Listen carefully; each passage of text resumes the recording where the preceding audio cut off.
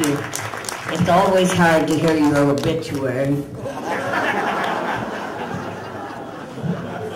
I do have a prepared speech, but I think the ad-libbers were much better. Good evening, my fellow Americans. I'm honored to be here in Chicago, one of my favorite towns. I'd like to introduce myself as one of those sanctimonious idealists, unquote, who your favorite son, President Obama, now disdains. The country had high hopes for him under the assumption that he would reach for greatness, under the false assumption that he was a liberal, compassionate and caring, marching to his own drummer, a delusion. Instead, Obama has played it safe, folding and caving on the biggest issues that he inherited. A great recession, 2 wars that we never should have started, that he should have ended the day after he took office.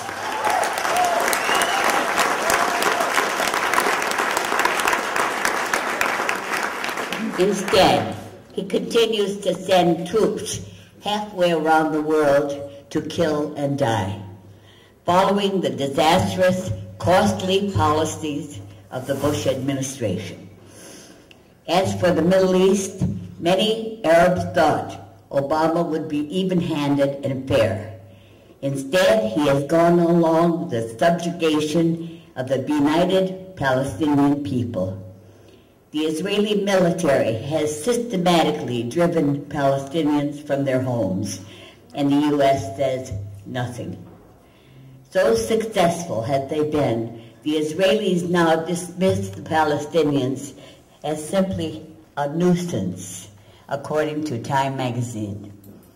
The European and American immigrants have forced Palestinians from their ancestral homes to flee to neighboring countries and to refugee camps where they have languished and struggled for 60 years, a tragedy.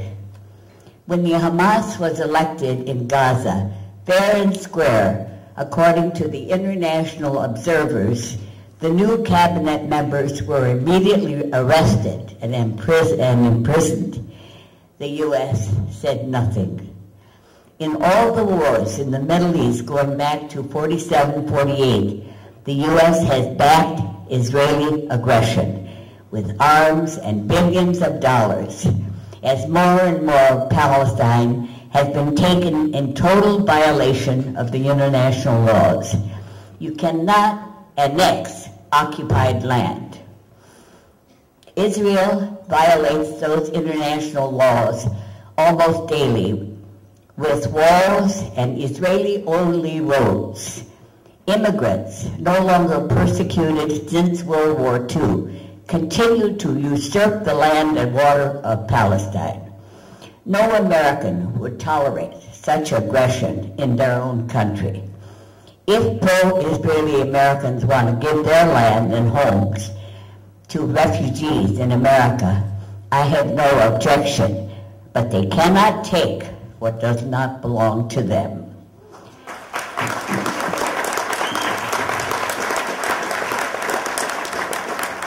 The Israeli government is such a friend of the U.S.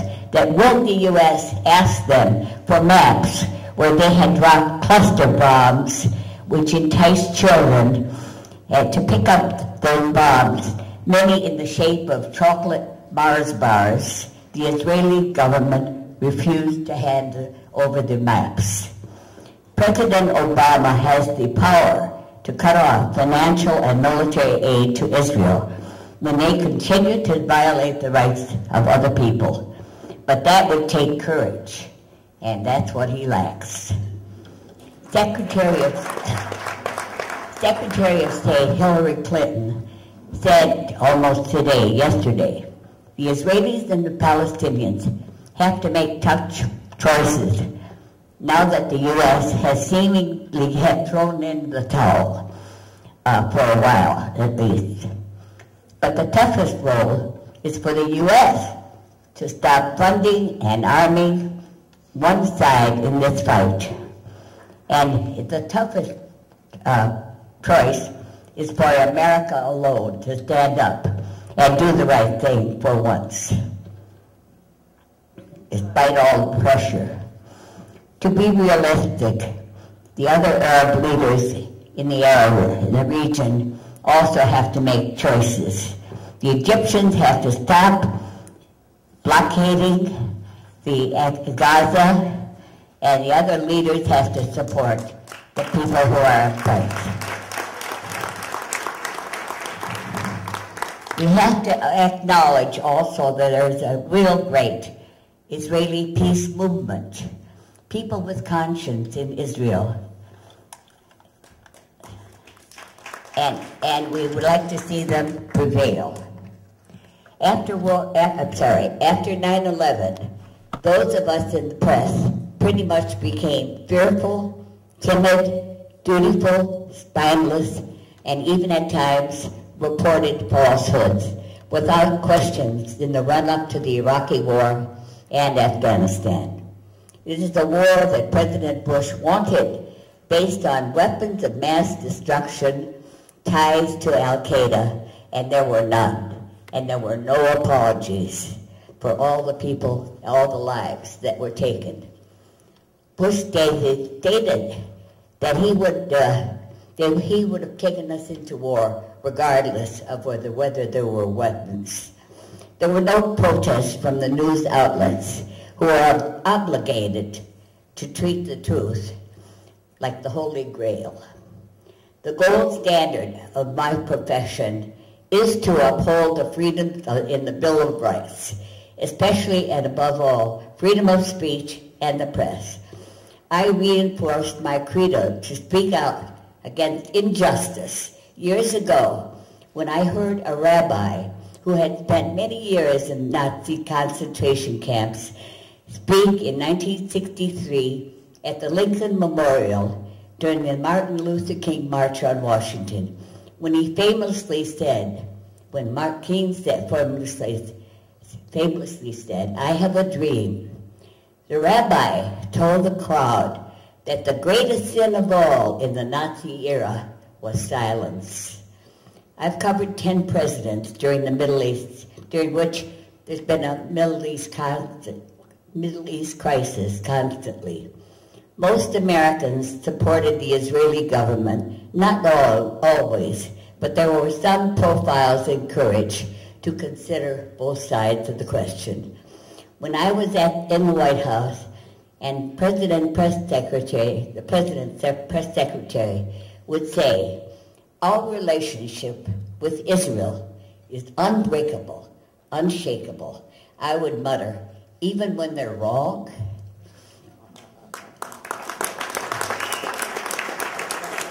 The U.S. has tried to get the Israeli government to halt its colony building, not settlements, colonies, in the West Bank.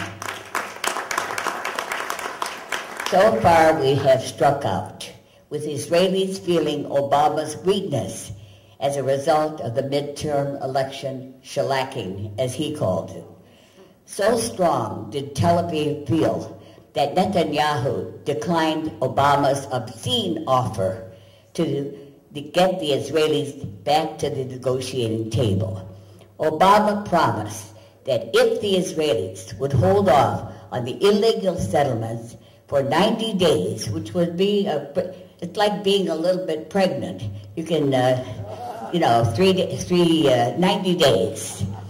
Then the U.S. would provide Israel with 20 of the latest fighter jets. These for peace talks. The latest models at the cost of $3 billion plus, and a promise to veto all Palestinian resolutions at the UN. In other words, the bribe included everything but the sun, the moon, and the stars. It saddened me when President Obama said in his last New Year's message last year that the war in Afghanistan is the first war of the 21st century. Is that all we have to look forward to? More and more wars, more violence? I hope not. I think we should give peace a chance and start thinking of great endeavors to wipe out all the hatred and terror that are engulfing our globe. We have to be brave enough to find out the whys. Ask not for whom the bell tolls. It tolls for all of us. It's ours to reason why, not just to do and die. We must not be caught up in an atmosphere of fear and patriotic favor that permits the powers to chip away at our cherished civil liberties. Let's not repeat the mistakes of the past. In the last century, we went through two world wars, Korea, Vietnam. Millions of lives were sacrificed for us and our freedom. Now, the wars in Iraq and Afghanistan. We did make great progress and strides in civil rights during this century, women's rights, human rights. But we also made gains in regard to robotics, cyberspace, beyond our wildest dreams. We landed on the moon. We're going to Mars and to other planets in the universe because our quest for knowledge never ends. So as Samuel Johnson said, we live from hope to hope. We should have great expectations despite all. Now I would lighten up. That would help, wouldn't it? I went to Washington during World War II at a time when they were drafting every young man who had a pulse. If he was breathing, he was going to war. And I was determined to become a reporter. And the late Liz Carpenter, who later became press secretary to Lady Bird Johnson, arrived in Washington on the same mission. She had graduated from the University of Texas and was a major in journalism. We both went job hunting, and Liz, who was always on the plump side, who wasn't at that time, she ran out of money a couple of days before I did, and she wired her brother, "Please send me $200 or I'm going to have to sell my body." He wired back, "Sell it by the pound." But he did send the money. I remember saying to John F. Kennedy on a St. Patrick's Day celebration, "It's a great day for the Irish, Mr. President." He said, "What are you doing here?" Both Liz and I became reporters when I became covering John F. Kennedy as president, when he became president. And he was my favorite of all the presidents because I felt that he was the most inspired. He always told young people to go into public service, to give something back to the country. And I remember when we asked President Kennedy on Air Force One, what would happen if the aircraft crashed? I know one thing, he said, "Your name will be just a footnote." Well, no president has ever liked the press, dating back to George Washington. Not that I covered him, but some people may think so. Kennedy told us, "I'm reading more and enjoying it less." What LBJ said was unprintable. And when the Marxists fired on a press helicopter at the Honduran border, President Nixon said, "There's some good in everyone." And when a friend asked President Clinton why the press always went along when he went jogging, he said, "They just want to see if I drop dead." That's true. In the presidency, a little bit of humor does go a long way. All of the presidents had a stable of speechwriters, and Johnson was no exception. One day he asked that a certain speech be prepared, and when the writer brought in the first draft, Johnson looked at it and said, "Voltaire, Voltaire. People I'm going to talk to don't know who Voltaire is." Johnson grabbed a pen, scribbled out Voltaire, and scribbled in, as my dear old daddy used to say. Late Midge Costanza used to say, I don't mind President Carter being born again, but did he have to come back as himself? And I remember when President Reagan had dubbed the Soviet Union the evil empire, and he was being urged to go to Moscow and see for himself. Especially his wife was urging him to go to the summit with Mikhail Gorbachev. And when Reagan arrived in Moscow, he found out that the Russians laugh, they cry, and they were human. So when we got back to Washington, I said, Mr. President, you think maybe if you had gone to Moscow 10 years ago, 20 years ago, you might have found out that the Russians laugh, they cry, they're human. Nope, he said they've changed. On the campaign trail in 1976, reporters were tracking President Ford at Bad Axe, Michigan. And we came up to a weight scale that also gives your fortune. And we urged President Ford to get on the scale. He did. Out came a fortune, and we urged him to read it aloud. And the fortune said to the effect, you're a great leader, and you have a great future. And true to my irreverent self, I looked at it and said, they got the weight wrong, too. In my years at the White House, there have been many historic moments to cover. I always assumed that once you reach the top of the mark, a president would only want to do the right thing. Wrong. And right the wrongs of his predecessors, who branded the horrors of torture, branded us with the horrors of torture in Iraq and the black sites. We ignored habeas corpus as drones dropped on family homes in Afghanistan, killing families and children. What should the Palestinians do?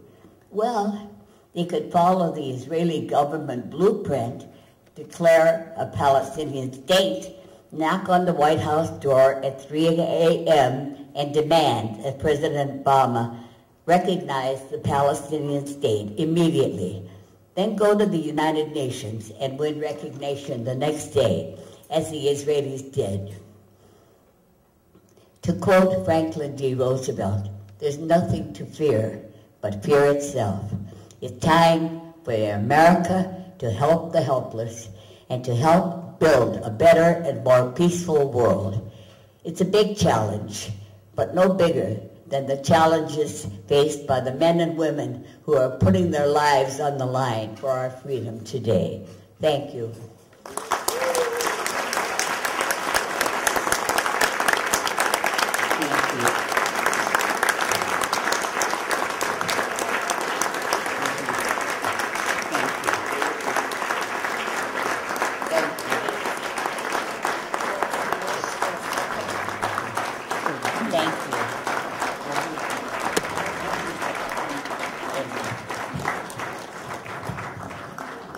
The Arab American Action Network, in celebration of its 15th anniversary, honors Helen Thomas for decades of courage and integrity in journalism. Thank you, Helen.